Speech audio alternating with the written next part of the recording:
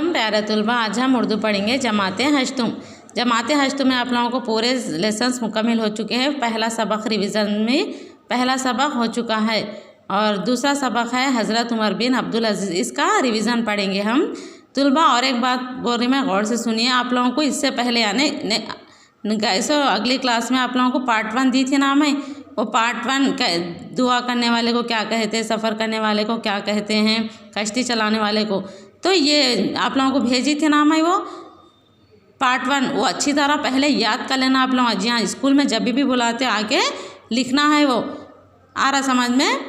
तो पार्ट 1 अच्छी तरह पढ़ लो। ये तो आप लोगों को एनुअल एग्ज़ाम्स के लिए रिवीजन है और FA2 का रिवीजन अभी हम लोग नहीं दिए। क्वेश्चन पेपर बनाने के बाद रिवीजन दिया जाता। उससे पहले आप लोगों को दूसरा सबक बोरी में रिवीजन में, दूसरा सबक कौन सा रिवीजन, ये आप लोगों का टेक्स्ट बुक के हिसाब से पहला लेसन मुकम्मल हो चुका रिवीजन में।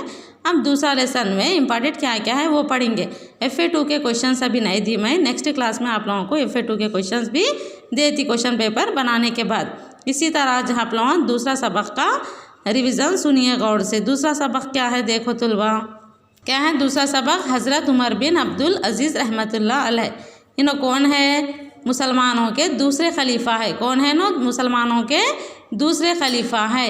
आज हम ये लेसन आप लोगों को पढ़ा चुकी हूँ मैं और इम्पॉर्टेंट क्वेश्चन भी टिक कर रही थी मैं एग्ज़ाम्स में आप लोगों को।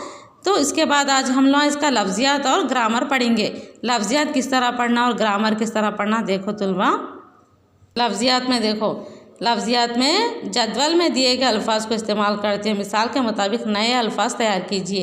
यहाँ पे हम लोग एक अल्फाज दिए समझो, जैसे दौलत, दौलतमंद, दौलतमंद दिया। अब अक्ल दिए तो अक्लमंद, अक्लमंद दिया। आप लोग बाकी के पूरे लिखना। ये भी समझाई थी मैं, फिर एक मरतबा रिविज़न में सेकंड लेसन आने की वजह से समझाना पड़ा।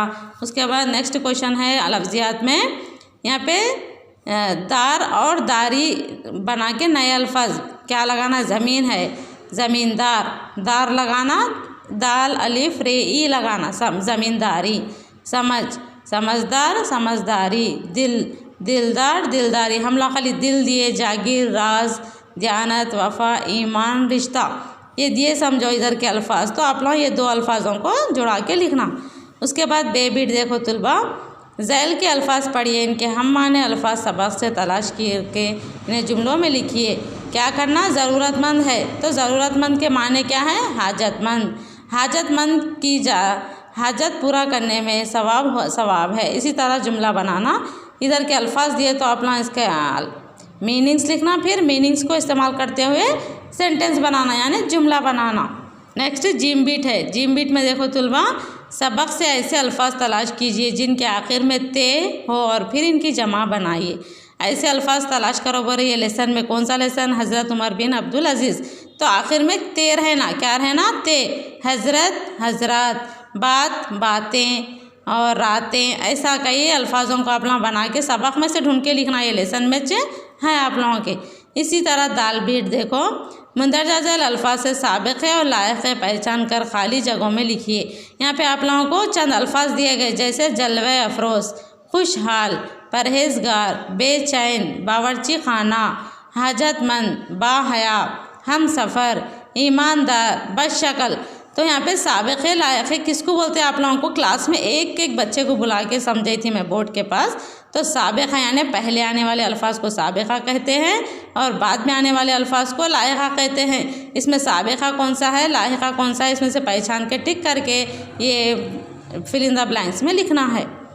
आया समझ में? साबिक़ा, लायक़ा। उसके बाद है हैबिट। हस्बज़ल मिसाल गौर से पढ़ी और माने में जो फ़र्क पैदा हो रहा है इस पर तवज्जो कीजिए। आप भी जदवल में दिए गए अल्फाज की से मज़ीद अल्फाज बनाइए और माने जो हरूफ इसको कम लिखिए।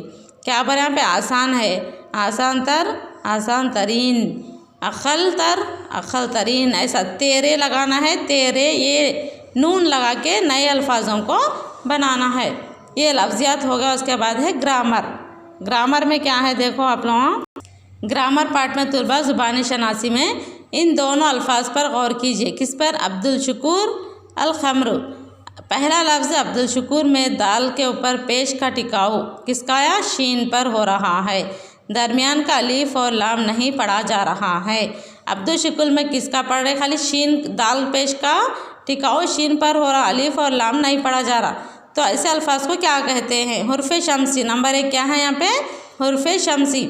जब किसी लफ्ज़ पर अलिफ लाम लगाया जाना, यानी कौन सा भी अल्फाज लिख रहे हैं हम लोग, लिखते वक्त में अलिफ लाम रहना और वो अलिफ लाम ना पढ़ा जाना। लिखते वक्त में अलिफ लाम लिखना और पढ़ते वक्त में अलिफ और लाम को नहीं पढ़ा जाए तो हुर्फ शम्सी कहलाता है। हुर्फ शम्सी कितने हैं? 14। कितने हैं? 14।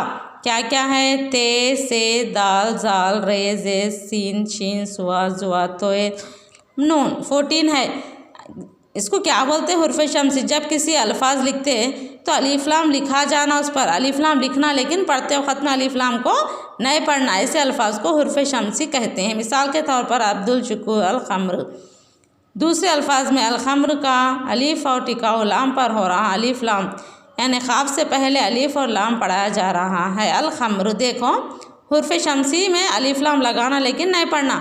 इसमें जब किसी लफ्ज़ पर अलिफ लाम लगाया जाए और अलिफ लाम पढ़ा जाए, हुर्फ खम्री में क्या करना? अलिफ लाम लिखना भी और अलिफ लाम पढ़ना भी, तो इसको क्या बोलते हैं? हुर्फ खम्री। इसके भी कितने हैं हुर्फ खम्री? 14। अलिफ, बे, जीम, है, खे, ऐन, गैन, फे, खाफ, काफ, मीम, वाव, हे, ई। ये क्या है? हुर्फ शम्सी और हुर्फ खम्री। इसी तरह आप लोगों को तीसरा सबक रिवीजन में नेक्स्ट क्लास में दिया जाएगा। इंशाअल्लाह ये क्लास को हम मुकम्मिल करेंगे।